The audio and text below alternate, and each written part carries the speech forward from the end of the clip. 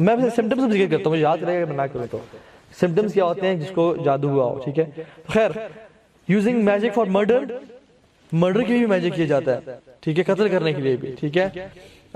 Setting house on fire, گھر میں آگ لگ جانا، یہ بھی جادو کی وجہ سے ہو سکتا ہے، ٹھیک ہے.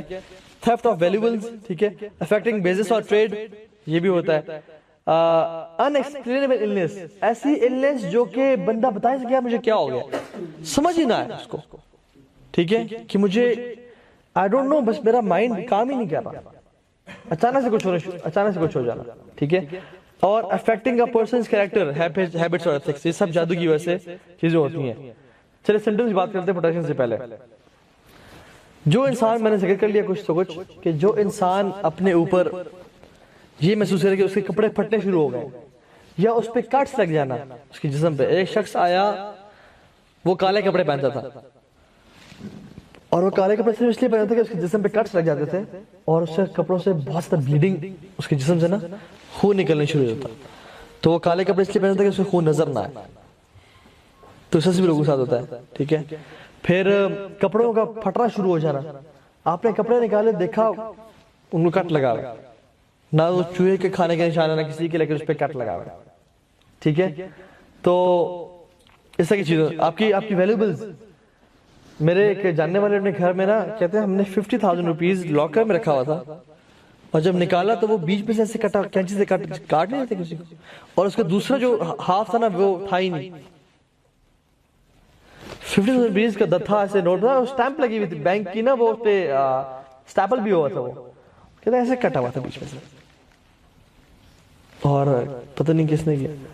اور کچھ گھروں میں تو لاکرز کے اندر الماری بھی لاکڈ ہے، لاکر بھی لاکڈ ہے، اور چابی صرف ایک بندے کے پاس ہے، کسی کو دی بھی نہیں اس نے، لیکن جب وہ اپنی چیز نکالتے تو دیکھتے کہ وہ غائب ہے. اس کی وجہ کیا ہے کہ ہم کو جو کرنا چاہیے تھا ہم نے کیا ہی نہیں کبھی گھر کی میں، اور میں ذکر کرتا ہوں اس کے بعد آتا ہے وہ انشاءاللہ، ٹھیک ہے. اسی طرح سے میں نے آپ کو سمپٹمز ہی بتا دیے اکثر، ٹھیک ہے. کوئی سوال تو پوچھ سکتے ہیں انشاءاللہ. ڈپریشن، انزائٹی، اچانک سے انسان گر جانا، اچانک سے گر جانا، مطلب ہیلتھ وائز سب ٹھیک ہے، نارمل ہے، اچانک سے اس کو نا سڈن اٹیکس، یہ بھی اس کی وجہ سے ہو سکتا ہے، ٹھیک ہے. اور انیوژل بدبو محسوس ہونا شروع ہو جانا، گھر والوں سے نفرت ہونا شروع ہو جانا، گھر میں داخل ہونے سے ڈپریشن محسوس ہونا شروع ہو جانا، ٹھیک ہے. کوئی کام نہ سیٹ ہو، کسی کا ہمیں دل نہیں لگ رہا، ٹھیک ہے. ڈپریشن کسی بغیر کسی وجہ کے، انزائٹی بغیر کسی وجہ کے، ٹھیک ہے. تو یہ چیزیں ہو سکتی ہیں. پروٹیکشن پہ بات ہے انشاءاللہ. پروٹیکشن جو ہے نا یہ سب سے امپورٹنٹ پارٹ ہے اس لیسن کا. اگر آپ نے سب سنا اور اس کے بغیر گئے تو فائدہ کوئی نہیں، ٹھیک ہے.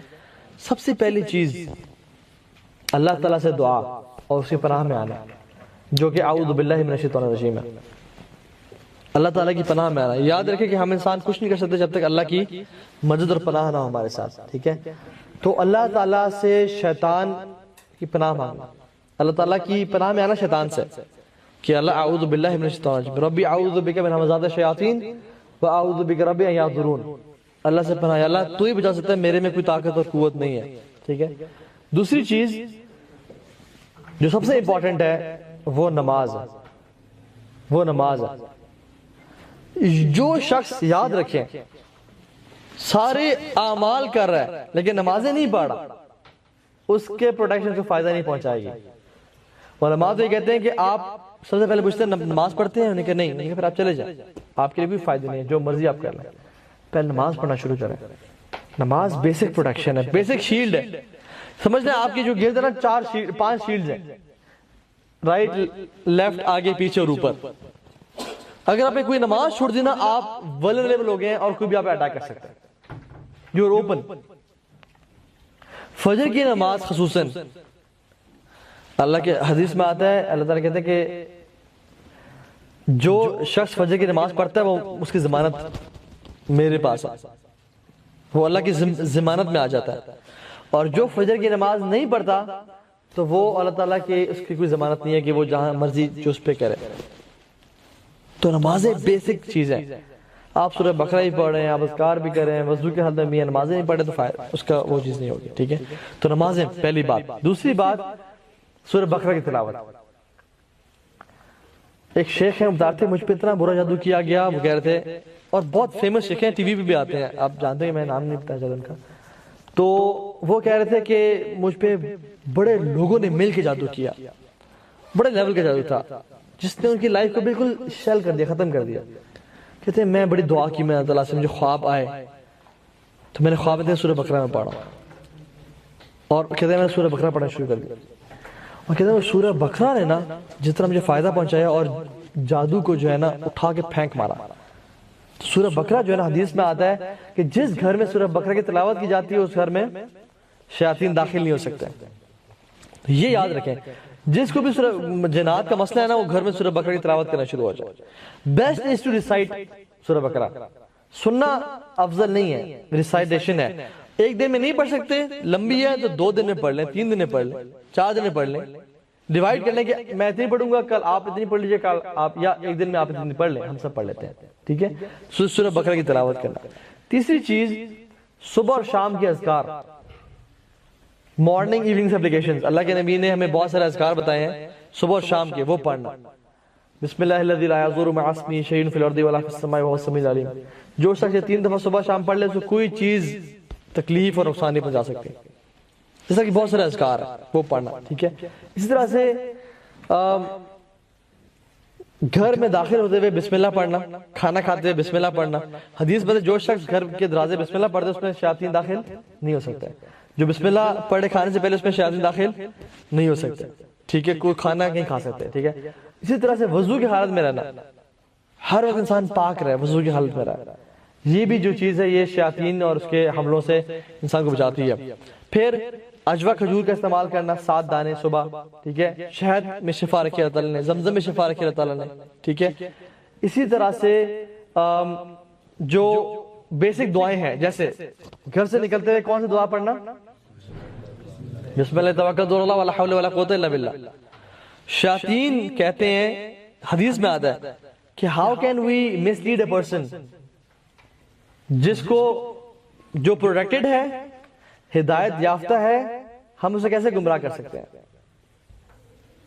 جس کو اللہ تعالیٰ کے فرشتے ان کو کافی ہو جاتے اس بندے کے لیے.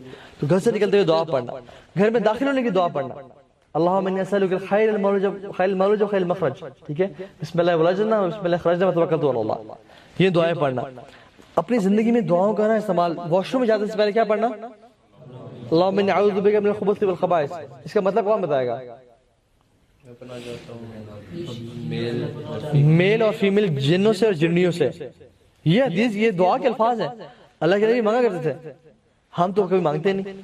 کپڑے اتارنے سے پہلے بسم اللہ کا پڑھنا، کیونکہ وہ ہمیں دیکھ سکتے ہیں، ہم انہیں نہیں دیکھ سکتے. بسم اللہ پڑھنے سے ایک پردہ حائل ہو جاتا ہے، وہ نہیں دیکھ پاتے. تو یہ کچھ مین چیزیں. اپنی پرسنل ہائیجین کا خیال رکھنا. ٹھیک ہے، اگر انسان پہ غسل واجب ہو گیا تو اس کو پرولونگ مت کرنا، فوراً سے غسل کر لینا. ٹھیک ہے، اپنی پرسنل ہائیجین کا خیال رکھنا. اپنے جو انوانٹڈ جو بال ہوتے ہیں انسان کے، ان کو مینٹین رکھنا، صفائی ستھرائی خیال رکھنا. آج کل تو اکثر لڑکوں سے بندہ کہے نماز پڑھو، یا ہمارے زمانے میں بھی اور نماز پڑھتے ہیں تو کہا جاتا ہے کہ یار میں تو پاک ہی نہیں ہوں، میرے کپڑے پاک نہیں ہیں. تو جو شخص ہر وقت ہی ناپاک ہے اس پہ کیسے، اور نمازیں بھی چھوڑا تو کیسے بچے گا وہ؟ ٹھیک ہے، تو یہ کچھ چیزیں. اور ایک اور بڑی امپورٹنٹ چیز، اللہ پہ توکل کرنا. اللہ پہ توکل کرنا، وَمَن يَتَوَکَّلْ عَلَى اللَّهِ فَهُوَ حَسْبُهُ. جو بھی اللہ پہ توکل کرتا ہے وہ حفاظت میں. آخری ایک میں بریف سی جو میں نے پہلے بھی ذکر کیا تھا، سٹوری سنائی ختم کرتا ہوں بات. دار ندوہ میں نا سب کٹھے ہوئے، ابو جہل، ابو لہب، یہ سارے، ابو سفیان، یہ سارے بڑے بڑے کٹھے ہوئے. انہوں نے کہا کیا کریں محمد صلی اللہ علیہ وسلم کے ساتھ؟ تو ابلیس داخل ہوا ایک شیخ کی، ایک بزرگ کی فارم میں، اور ان کو آنے دیا. ڈیفرنٹ لوگوں نے ڈیفرنٹ مشورے دیے. تو اس نے کہا میں مشورہ دیتا ہوں، اور کہا کہ محمد صلی اللہ علیہ وسلم کو قتل کر دیا جائے، کیونکہ سب سے زیادہ نفرت کرتا ہے وہ محمد صلی اللہ علیہ وسلم سے. تو انہوں نے کہا ہاں ٹھیک ہے، اگریڈ. سب قتل کرنے کے لیے آئے، گھیرا کر لیا. لیکن جس کے ساتھ اللہ ہو کیا ہوتا ہے؟ اللہ کے نبی حضرت علی کو کمرے میں لٹا کے نکلے، سارے کھڑے ہوئے ہیں قتل کرنے کے لیے. اللہ کے نبی ہر ایک ایک بندے کے پاس گئے، مٹی اٹھا کے ان کے سر پہ ڈالی، مٹی اٹھا کے ان کے سر پہ ڈالی، اور پھر نکل کے چلے گئے. اور جب کچھ دیر بعد ایک شخص آیا، انہوں نے کہا تم لوگ کدھر کھڑے ہو؟ انہوں نے کہا ہم انتظار کریں محمد صلی اللہ علیہ وسلم کا کہ وہ نکلے تو ہم قتل کریں، ولیعوذ باللہ شہید کریں انہیں. تو اس شخص نے کہا پاگل ہو تم؟ بہن تو دیکھے محمد صلی اللہ علیہ وسلم نکلتے ہوئے اور جاتے ہوئے، تم کہاں بیٹھے ہو؟ اور جب وہ اندر شوق میں گئے تو دیکھا علی بن ابی طالب بیٹھے اور کمرے میں کوئی ہے ہی نہیں.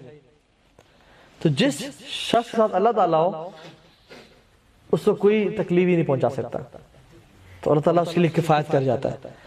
امپورٹنٹ بات کیا ہے کہ اللہ تعالیٰ سے ریلیشن مینٹین رکھیں, نمازوں کی باقاعدگی, قرآن تلاوت کی باقاعدگی, ٹھیک ہے.